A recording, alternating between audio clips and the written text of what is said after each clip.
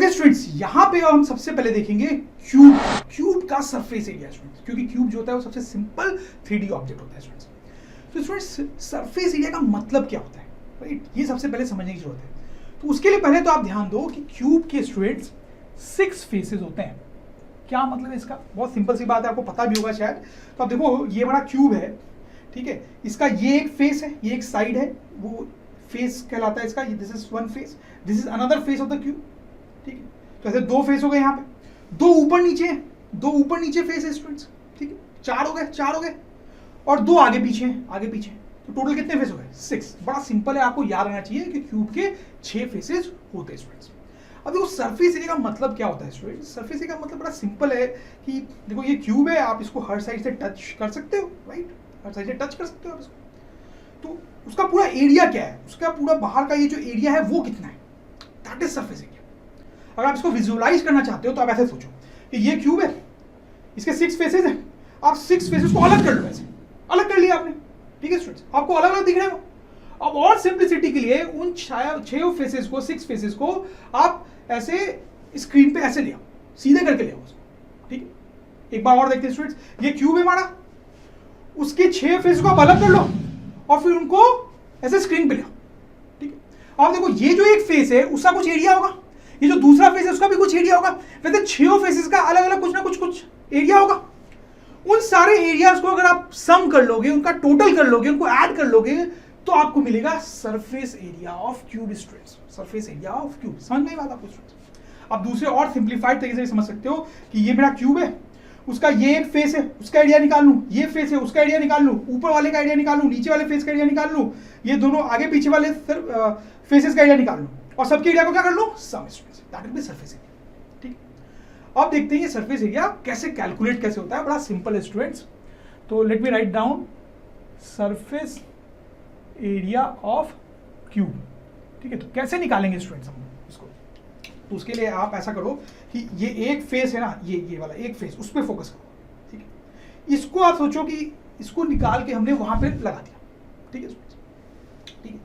तो इसकी दोनों साइड तो सेम ही होगी, ये तो आप समझ ही रहे हैं। उसको ए ले लेते हैं, तो उसका एरिया कितना होगा students? What will be it's area? सिर्फ इसका, ये एक स्क्वायर है स्टूडेंट्स, आप समझ लो, एक फेस हमने लिया है क्यूब का, ये एक स्क्वायर है, इसका एरिया कितना होगा? ए स्क्वायर, ठीक। अब स्टूडेंट्स ये तो आपको पता ही है कि जो क्यूब होता है उसके सारे फेसेस जो हैं वो आइडेंटिकल होते हैं, बिल्कुल सेम होते हैं, सारे फेसेस आइडेंटिकल होते हैं, बिल्कुल सेम होते हैं। जो इसका साइज है वो इसका भी साइज है, वही ऊपर वाले का भी साइज है, ठीक है, सबका वही है। तो अगर इसका एरिया ए स्क्वायर है तो बाकी सबका भी इंडिविजुअल एरिया कितना होगा? उतना ही होगा, ठीक है। तो एक फेस का एरिया हमने ले लिया, वो है ए स्क्वायर, ठीक है। तो टोटल 6 फेसेस का एरिया कितना होगा स्टूडेंट्स? 6 टाइम्स। तो सरफेस एरिया ऑफ क्यूब को स्टूडेंट्स हम लिख सकते हैं 6a square, right students. Now this is a very important formula, you must remember कि अगर हमारे पास एक क्यूब है स्टूडेंट्स तो उसका surface area, total surface area कितना होता है? 6a square. समझ में आई बात स्टूडेंट्स? ठीक है। यहां पे एक और टर्म कई बार पूछ लेते हैं students, that is called lateral surface area. Lateral surface area ये भी बड़ा सिंपल है स्टूडेंट्स। इसका मतलब देखो क्या है, जैसे ये जो हमारा क्यूब है ना स्टूडेंट्स, तो इसको थोड़ा रोटेट करते हैं, रोटेट। तो आप देखो इसके 4 साइड्स जो है ना, वो साइड वाले सॉरी 4 फेसेस जो हैं साइड वाले, उन पे ध्यान दो। ऊपर वाले जो है ना उन पे ध्यान नहीं देना है, सिर्फ साइड वालों पे देना है, ठीक है। तो इन साइड वालों को अगर आप एरिया ऐड कर लेते हो सिर्फ, so that is called lateral surface area. कहने का मतलब कि लैटरल सरफेस एरिया में ऊपर वाले और नीचे वाले दोनों फेसेस को कंसीडर नहीं करते हैं, सिर्फ साइड वाले रोटेट होने पे ये चारों आपको दिख रहे हैं, उनका एरिया ही कंसीडर करते हैं। तो आप बताओ कितना होना चाहिए? आपको समझ में आ रहा होगा 4 into a square, that is 4a square. That is the lateral surface area of a cube student. This is also important, you need to remember this. ठीक है? I hope students आपको बात समझ में आई होगी। क्या आपको पता है आप अपने कोर्स के animated video lectures, revision notes, test paper and study material drone study की वेबसाइट पे जाके परचेज करके पढ़ाई कर सकते हैं।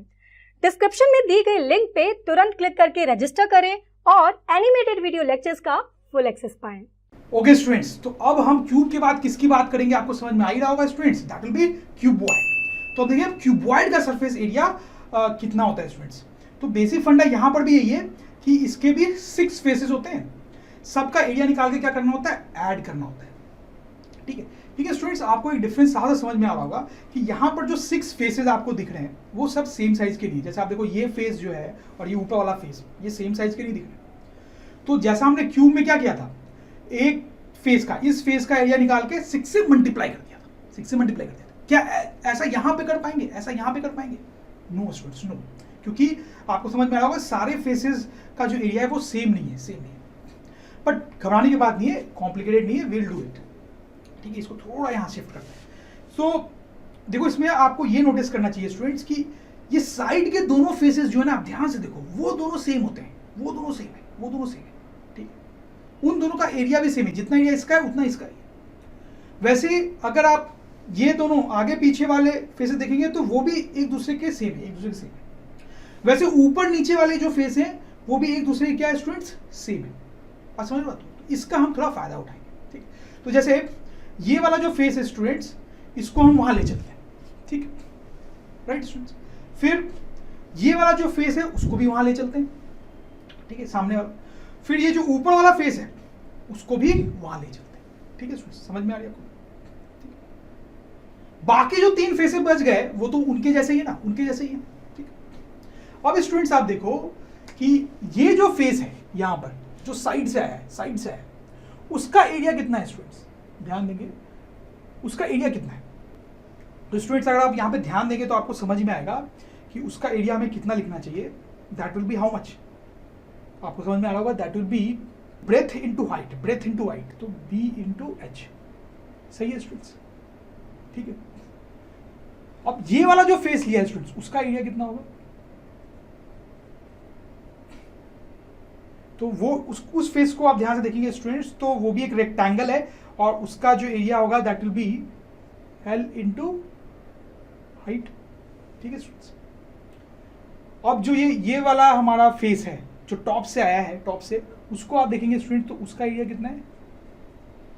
That will be length into breadth, L into B. समझ में आ रही है बात आपको स्टूडेंट्स? राइट, ठीक है। अब आपको ये भी समझ में आ रहा होगा कि इन तीनों जैसे एक एक और फेस है हमारे पास। ठीक है, तो पहले तो आप क्या कर लो कि इन तीनों को सम कर लो।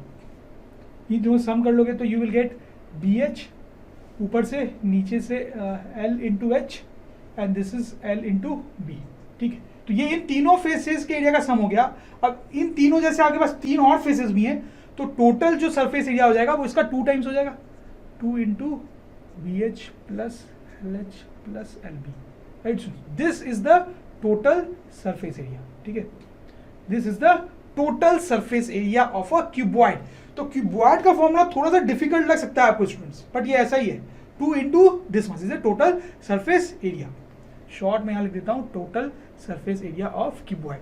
याद रखना ऐसे इसको आसान है, 2 से मल्टीप्लाई करना है, ये तो आपको याद रहेगा। और यहां पर आप देख सकते हो कि क्यूबॉइड के केस में 3 लेंथ होती है, length, breadth and height, length, breadth and height.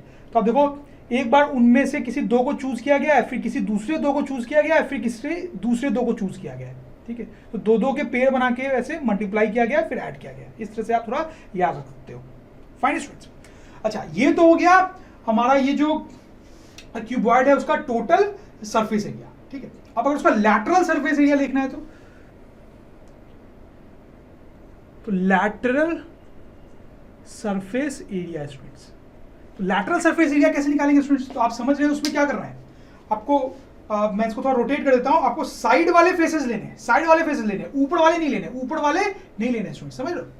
तो ये वाला जो टर्म है यहाँ पे, ये ऊपर वाले से आया था, वो नहीं लिया जाएगा, वो नहीं लिया जाएगा। ठीक है, ये दोनों लिए जाएंगे, ये दोनों साइड वाले से आए थे। ठीक है, और फिर 2 से मल्टीप्लाई होंगे, तो 2 इंटू BH प्लस LH।